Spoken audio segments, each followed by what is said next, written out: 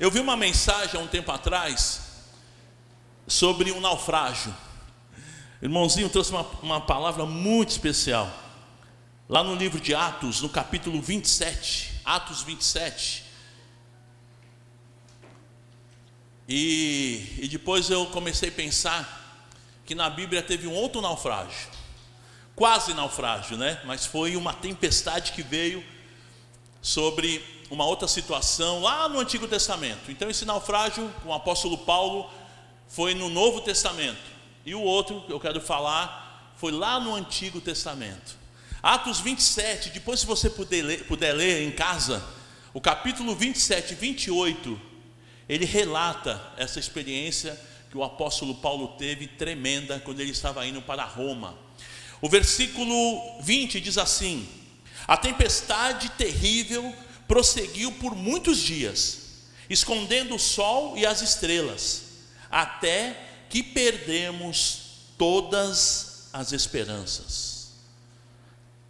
Até que perdemos todas as esperanças. Você já perdeu as esperanças? Todas? Em algum momento da tua vida você perdeu esperança? No trabalho, na tua casa, num relacionamento, numa amizade, num momento difícil. E o outro naufrágio, quase naufrágio, né, tempestade, está lá no livro de Jonas, capítulo 1. O livro de Jonas ele é meio difícil de achar. O Jonas é um dos profetas menores. Mas no capítulo 1 de Jonas, no versículo 4, se tiver difícil, vai lá no índice. Jonas 1,4, Antigo Testamento, diz assim: o Senhor, porém, enviou sobre o mar um vento forte, e caiu uma tempestade tão violenta que o navio estava prestes a se despedaçar. Mais ou menos como lá no caso de Paulo, sem esperança. Eu queria falar um pouquinho sobre esses dois personagens. Primeiro o apóstolo Paulo e depois Jonas. O apóstolo Paulo, é um resumo, né? Ele era um pregador da palavra, apóstolo do Senhor. Ele teve uma experiência tremenda, porque ele era perseguidor. Ele era um homem religioso, ele era fariseu. Ele perseguia os evangélicos, a igreja cristã, achando que dessa forma ele estava agradando a Deus, até que ele tem um encontro com Jesus. E Jesus fala cara a cara com ele: por que você está me perseguindo? E aí Paulo, de perseguidor, ele se torna perseguido por causa do evangelho. Ele pregou para pessoas simples, ele pregou para soldados, ele pregou para religiosos, para pessoas importantes, para autoridades, governadores, reis. O apóstolo Paulo pregou a palavra. Ele escreveu mais do que a metade do Novo Testamento. Foram ao todo 13 cartas, 13 epístolas que o apóstolo Paulo escreveu. Fez 3 viagens missionárias, e essa viagem a Roma, que foi uma viagem turbulenta, que ele sofreu inclusive um naufrágio. No caso de Jonas não, mas esse navio ele se arrebentou, e foi uma experiência tremenda que ele teve. O apóstolo Paulo ele foi açoitado, ele foi apedrejado, foi dado como morto. Depois que apedrejado ele levantou, ele não morreu, né? Ele levantou, se limpou e voltou para a cidade para continuar pregando o evangelho. Ele era um cara muito arrojado. Ele sofreu esse naufrágio quando estava indo para Roma, onde ele ficou 2 anos numa prisão domiciliar. E nessa prisão domiciliar ele pregou todos os dias. As pessoas iam conversar com ele, as pessoas iam falar com ele, iam visitar, e Paulo pregou nesses 2 anos. Que tremendo esse homem. Falar um pouquinho sobre Jonas. Jonas era um profeta do Senhor. Eu chamo o profeta que correu, o profeta que corria. E Jonas, ele teve uma experiência porque o Senhor ordenou, deu uma ordem que ele fosse pregar a um povo, uma cidade chamada Nínive. Só que ele não gostou muito daquela ordem. Ele não queria pregar para os ninivitas. E esse homem, mesmo não querendo pregar, mesmo com má vontade, ele foi o maior evangelista do Antigo Testamento. Na sua mensagem birrenta, se converteram mais de 120 mil pessoas. Não é tremendo isso? O problema não era, a questão não era o profeta, o pregador, mas a palavra que ele tinha, o Senhor que ele servia. Então ele foi o maior avivamento do Antigo Testamento. Mais de 120 mil pessoas, desde a pessoa mais simples até o rei, se converteram ao Senhor, se arrependeram e se voltaram para Deus. E eu sei, amados, que todos nós estamos sujeitos a passar por tempestades. Eu imagino que essa pandemia é uma tempestade. Imagina que no dia 15 de março, por exemplo, a gente ia imaginar que estaríamos nessa situação. Quando veio a questão de fechar a igreja e toda essa situação de ficar em casa, tal, nós pensávamos, será por 15 dias? Não, vai ser um mês. E aí 2 meses, 3, 4. E tinha gente subindo pelas paredes em casa. Eu mesmo fiz muitas lives em casa. Lavei banheiro, lavei louça. Não tinha muito o que fazer, não é? Foi uma tempestade que veio de repente. A tempestade ela vem de repente. As nuvens começam a ficar escuras, o sol desaparece e é mais ou menos assim. Todos nós estamos sujeitos a passar por tempestades, por experiências como essa, por naufrágios. E eu queria então colocar 5 coisas que me veio ao meu coração estudando esse texto. 5 coisas que nós aprendemos nas tempestades da vida. 5 coisas, se você for anotar aí, 5 coisas que nós aprendemos nas tempestades da vida. Nós passamos por tempestades na nossa família, passamos por tempestades na área financeira, temos as tempestades emocionais. Quantos que não ficaram opressos, deprimidos nesses momentos, por não ter condições. Fico imaginando um pai de família, vendo a situação, acabando o dinheiro, acabando o mantimento, e essa loucura, comércios que fecharam, não é? Quantas situações difíceis que nós enfrentamos, tempestades com relação às enfermidades. Essa pandemia, muitas pessoas morreram, pessoas perto da gente, pessoas longe, pessoas que estão ainda enfermas. Temos orado pelo seu Wilson, que está na UTI, o Elzo está na UTI, a esposa Zélia está no outro hospital. Então tantas pessoas que nós amamos e que estão passando momentos difíceis de tempestade. E a primeira coisa que eu aprendo aqui com esse profeta fujão, que corria, e Paulo, é que Jesus, primeira coisa, Jesus ele tem um plano / propósito na tua vida. Independente da luta que você possa estar passando, independente da calmaria que de repente que você está passando, Jesus, Deus, tem um propósito, Ele tem algo especial para você. Eu tenho aprendido, amados, nesses quase 40 anos de convertido, que Deus, Ele não perde o controle da nossa vida. Mesmo mascarado aí, fala para quem está do seu lado, Deus não perde o controle da tua vida. Fala para você mesmo, Deus não perde o controle da minha vida. Aí em casa, Deus não perde o controle, meu irmão. Deus não perde o controle. Ele tem um propósito para você. Segunda coisa que eu aprendo e que eu quero pôr em prática na minha vida é nunca desistir. É não desistir facilmente. Imagina que quando teve lá, você depois lendo os capítulos 1, são 4 capítulos de Jonas, né? Você lendo os 4 capítulos, no primeiro capítulo, você percebe que Jonas, ele desistiu facilmente. Quando fizeram uma reunião, por que está acontecendo isso? Não era prevista essa tempestade, era para estar um mar calmo, por que tudo isso? E Jonas se levanta e fala: sou eu, me joga no mar. Ele nem lutou, ele não foi orar, ele não foi buscar Deus, ele não foi: Senhor, tem misericórdia, eu vou fazer a tua vontade agora. Não, ele me joga no mar. Ele desistiu, me joga, melhor morrer. Primeira coisa, meu irmão, diante das tempestades, não desista tão fácil. Não desista. Me joga no mar. Quantas vezes a gente quer desistir do casamento? O casamento está em crise. Melhor coisa é desistir. Não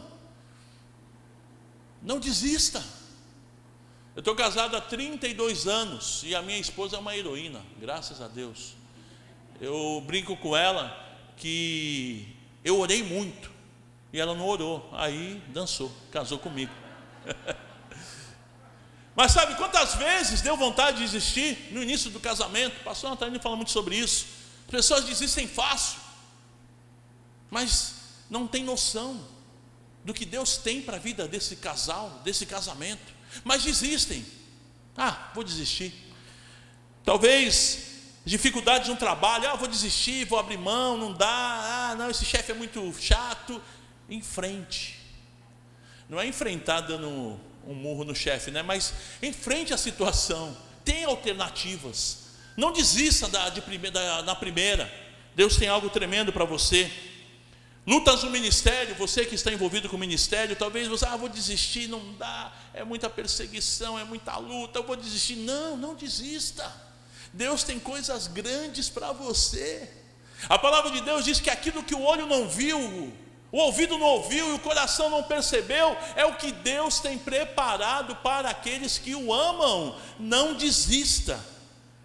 Terceira coisa, a melhor opção é caminhar com Deus. A melhor opção, caminhe com Deus, ande com Deus. Deus, de manhã, antes de sair de casa, Senhor, vai comigo. Antes de tomar uma decisão, Senhor, me dá direção. Antes de falar, fecha a boca e fala: Senhor, e aí? O que eu devo falar? Sabe, peça que Deus ande contigo, que Ele esteja te acompanhando. Nós estamos cantando: por onde eu for, a tua bênção me seguirá. Tem a bênção do Senhor sobre a tua vida. Tem a tua vida pautada na palavra de Deus, com bênção. Peça que Deus te acompanhe. E a gente percebe que Jonas, no capítulo 1, depois se você quiser ler em casa, no capítulo 1, Jonas, ele correu de Deus. Era para ir para Nínive, ele pegou um navio no sentido contrário. Ele correu de Deus. Segundo, Jonas correu até Deus. Quando ele pediu para jogarem no mar, e jogaram, e aí um peixe grande engoliu Jonas, e lá na barriga do peixe ele orou. Então ele correu para Deus: Senhor, me ajuda. Eu sei que eu sou pecador, eu sei que eu tenho fugido do Senhor, mas me ajuda, não tem outro Deus. Corra para Deus. Ele correu. Depois Jonas correu com Deus, junto com Deus. Quando ele chegou em Nínive, a história conta que o peixe vomitou Jonas. Dizem aí, né, os brincalhões, que Jonas era tão intragável que nem o peixe aguentou e vomitou ele na praia. Só que quando ele foi jogado ali na praia, ele correu com Deus, e aí ele começou a anunciar que viria uma coisa terrível sobre aquela nação, e que em 40 dias Deus iria destruir aquela nação. A mensagem de Jonas era apocalíptica, de destruição. Mas aquele povo se converteu, como eu disse. Do rei ao mais humilde, todos se converteram. E essa nação foi salva, foi abençoada. E eles começaram a servir ao Senhor. E por último, Jonas, que estava correndo com Deus, ele ficou magoadinho. Ele era o profeta magoadinho. Ele ficou magoado porque Deus mudou de ideia e não destruiu aquela nação, pelo contrário, Deus perdoou. E aí ele correu contra Deus. Que loucura! E olha o final deste profeta, lá no capítulo 4 de Jonas, nos últimos 2 versículos, versículo 10 e 11, olha que final triste para um homem de Deus. Então o Senhor disse: você tem compaixão de uma planta? Porque ele estava dormindo, tinha uma planta que dava sombra para ele, e no dia seguinte a planta morreu. Uma lagarta veio e comeu aquela planta, e ele ficou todo chateado. E Deus então fala: você tem compaixão de uma planta, embora não tenha feito coisa alguma para que ela crescesse? Ela depressa apareceu e depressa murchou. Nínive, porém, tem mais de 120 mil pessoas que não sabem decidir entre o certo e o errado, sem falar de muitos animais. Acaso não devo ter compaixão dessa grande cidade? E aí termina a história de Jonas. Deus dando uma dura, dizendo: Jonas, você é ridículo. Todo respeito, você é ridículo, cara. Você ficou chateado, triste, magoado, emburrado, porque a planta que te dava sombra morreu. Mas você não está chateado que mais de 120 mil pessoas podiam ter morrido? Falta de amor, falta de compaixão. E a história de Jonas termina desse jeito, dessa maneira. Quarta coisa que eu aprendo nas tempestades, nos naufrágios da vida: seja obediente a Deus. Seja o quê? Obediente a Deus. O apóstolo Paulo foi obediente à voz de Deus. O apóstolo Paulo, você lendo lá o capítulo 27 e 28 de Atos, você percebe que Paulo, ele deu orientação, ele teve a presença de Deus, um anjo do Senhor veio sobre ele, revelou o que iria acontecer, ele pôde ali orientar a tripulação daquele navio, apesar que eles não ouviram. Porém Paulo estava em obediência, ele era um prisioneiro, ele estava sendo escoltado até Roma, mas Paulo obedeceu, e o resultado dessa obediência de Paulo foi o seguinte: nenhum daqueles que passaram por esse naufrágio morreram. Eles chegaram na praia, o pastor Natalino de manhã deu uma pitada, né, sobre esse texto. Ele foi mordido por uma serpente, as pessoas pensaram que ele ia morrer, ele não morreu. Por conta disso, as pessoas acharam que ele era um Deus, e aí ele pregou o evangelho para aquelas pessoas. Ele foi para a pessoa mais importante da cidade, que tinha alguém doente, ele orou com a pessoa foi curada. Aí depois trouxeram todos os enfermos da cidade, ele orou e curou. Olha o que a obediência faz. Depois eles pegaram outro navio até chegar em Roma, e por 2 anos Paulo ficou em Roma, numa casa alugada, preso ali, numa prisão domiciliar, pregando o evangelho todos os dias, várias vezes do dia ele anunciou o evangelho em Roma. Então, meu irmão, seja obediente. Jonas não foi, e olha o fim dele, olha o resultado. Em quinto lugar, meu irmão, confie em Deus. Dá para entender? Confie em Deus. Você pode repetir comigo? Confie em Deus. Confie que Deus não perde o controle da tua vida. Meu irmão, eu tenho repetido tanto isso para as pessoas, para mim mesmo. Senhor, eu vou confiar em Ti, eu confio em Ti, para não errar, para não esquecer. Confie em Deus. Mas está uma tempestade, o navio vai afundar, vai despedaçar, não temos mais esperança. Confia em Deus. Se Deus não me ajudar, eu tenho orado desse jeito muitas vezes, se Deus não me ajudar, eu estou frito, eu estou no mato, sem cachorro ainda. Confia em Deus, confia no Senhor, Ele é contigo, meu irmão. Quando nós um dia tivemos a experiência de entregar o nosso coração para Jesus, Ele mudou a nossa história, Ele mudou a nossa razão de viver. Nós somos humanos, nos entristecemos, ficamos magoados, ficamos atemorizados, temos medo. Por exemplo, hoje, até o Corinthians perdendo, não me trouxe tranquilidade, porque eu ia pregar. Então a gente tem medo. Uma brincadeira com os corintianos, né? Só para zoar um pouquinho, né, André? Mesmo tem momentos na vida de responsabilidade. Amanhã de repente você tem umas decisões, amanhã eu tenho uma reunião daquelas, misericórdia, mas eu preciso confiar em Deus, porque se Deus não me abençoar, quem vai me abençoar? Só o Senhor. Confia em Deus, independente de quem você é. Sou pequeno, sou limitado, eu tenho medo. Confie em Deus. Talvez o diabo, ele vai dizer para você: você não vale nada, é limitado. Ele pode falar tudo isso, e você pode responder para ele o seguinte: não é bom ficar conversando com o diabo, né? Mas você pode responder para o diabo o seguinte: eu sou tudo isso mesmo, mas eu confio num Deus que é maior, num Deus que me capacita, e eu posso todas as coisas naquele que me fortalece. Palavras do apóstolo Paulo: posso todas as coisas naquele que me fortalece. Eu sou pequeno, eu sou limitado, mas eu confio no Senhor. Abraão teve medo e mentiu sobre a sua esposa. Abraão, amigo de Deus, no momento ele mentiu, dizendo que a esposa era prima, era irmã, porque ela era muito bonita, e quase pôs tudo a perder, porque ele teve medo. Nós temos Moisés, tinha dificuldade de falar, não sei se era gago, se era fanho. Ele pediu ajuda para Arão, seu irmão. E quem foi Moisés? O líder que levou um povo, resgatou um povo da escravidão para a terra prometida. Moisés. Josué, que teve medo, quando Moisés morreu, Josué teve medo. Meu Deus, o que eu vou fazer agora?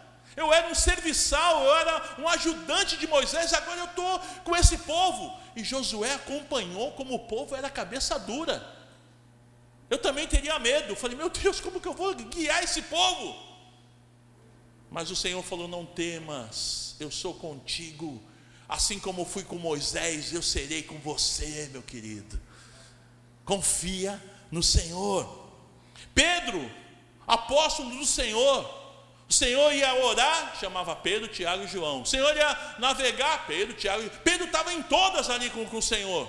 Ele negou por 3 vezes que conhecia o Senhor. Eu sou pequeno, tem um cântico da igreja infantil: eu sou pequeno, mas Deus é grande, é grande. É isso mesmo, eu sou pequeno, eu não sou tão pequeno, mas diante de Deus eu sou tão pequeno, e esse Deus é muito grande. Amém?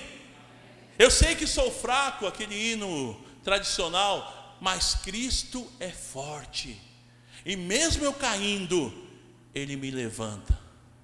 Jesus é o amor, e o amor é mais forte que a morte. Glória a Deus. Confia no Senhor. E o resumo dessa palavra é o seguinte: primeiro, Jesus tem um plano, um propósito para a tua vida, mesmo no meio dessa tempestade, mesmo no meio dessa situação difícil que você está vivendo. Eu não te conheço ao ponto de saber o que você está passando, mas mesmo nessa grande luta, nessa grande tempestade, onde, como eles falaram lá no naufrágio, não temos mais esperanças, Jesus tem um plano e um propósito para a tua vida, em nome de Jesus. Em segundo lugar, não desista. Não desista fácil. Não joga a toalha, como no boxe. Não joga a toalha, não desista. Terceiro, melhor opção: correr, caminhar com Deus ao seu lado.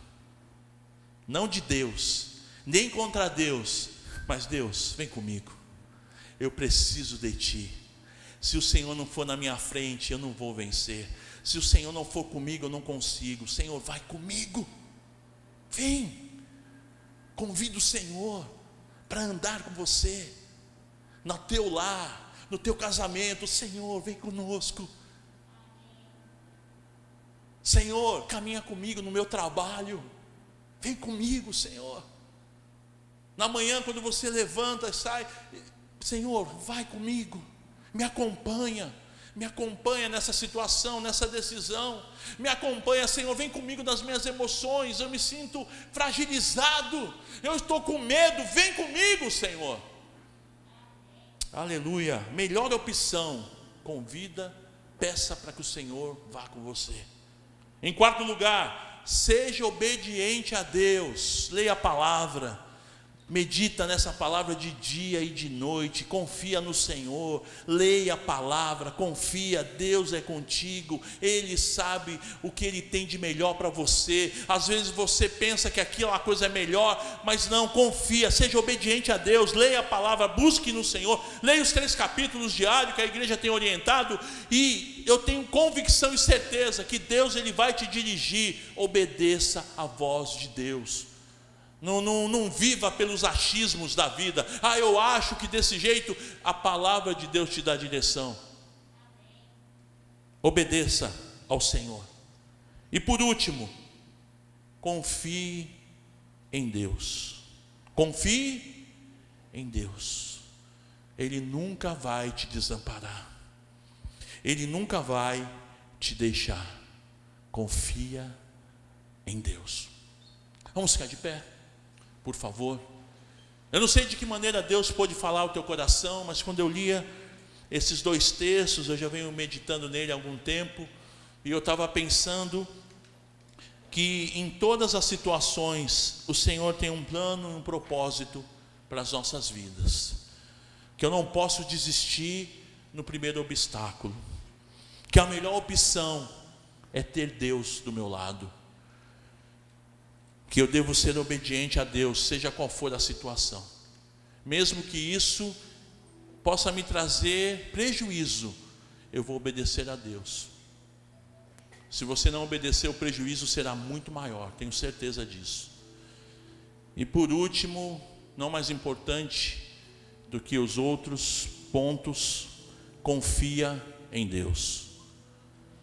Entrega o teu caminho ao Senhor, confia nele, e o mais, o mais, eu não sei qual é o mais que você tem buscado, Senhor, querido, que você tem buscado do Senhor. Talvez é na tua família, talvez é o mais nos teus negócios, talvez são mais nas tuas emoções, mais nas finanças. O mais Ele fará, é a promessa do Senhor e da sua palavra.